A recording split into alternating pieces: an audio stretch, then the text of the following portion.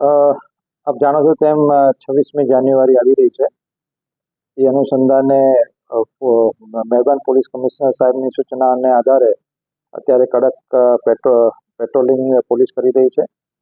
આ પેટ્રોલિંગ દરમિયાન મૈદારપુરા police station વિસ્તારમાં રેલવે સ્ટેશનની આસપાસ જ્યારે પોલીસ ચેકિંગ કરી રહી હતી એ વખતે બે શંકાસ્પદ ઇસમો ધ્યાનમાં આવેલ હતા. તો તેમની પાસે જે બાઇક હતી એમાંનો નંબર લઈને જે પોકેટ કોપ જે અમારી પાસે મોબાઈલ આવે છે તેમાં એ સર્ચ કરતા એ બાઇક ચોરી થયેલાનું જણાતા એ બંને ઇસમોને અટકાયત કરી એમની પૂછપરછ કરી અને એમના મોબાઈલને એ બધી તપાસ કરતા મોબાઈલમાંથી પણ અમુક બાઇકના ફોટોગ્રાફ્સને આ બધું મળેલું.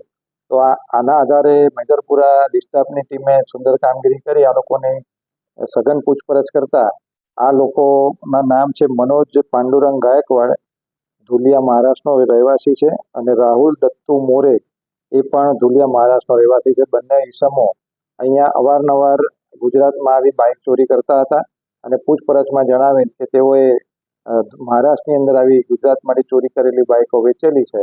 તો તેમને સાથે રાખી ધુલિયા મહારાષ્ટ્રની અંદર તપાસ કરતા કુલે 16 બાઇકો ચોરી કરેલી પોલીસે રિકવર કરેલી છે અને હાલમાં 10 બાઇક રિકવર કરી મૈદરપુરા પોલીસ સ્ટેશન લાવવામાં આવેલી છે.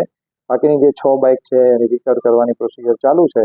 આની અંદર હાલ પૂરતા અમારા ધ્યાનમાં આવેલ પ્રમાણે વરાછા પોલીસ સ્ટેશનની 5 ચોરી, મૈદરપુરાની 2 ચોરી અને લીંબાયત પોલીસ સ્ટેશનની 1 ચોરી ધ્યાનમાં આવેલ છે. એ ગુનો ડિટેક્ટ કરેલ છે અને બાકીની જે બાઇક છે એના એન્જિન નંબર, ચેસિસ નંબરના આધારે તપાસ ચાલુ છે અને એ પણ ગુના ડિટેક્ટ કરવામાં આવશે.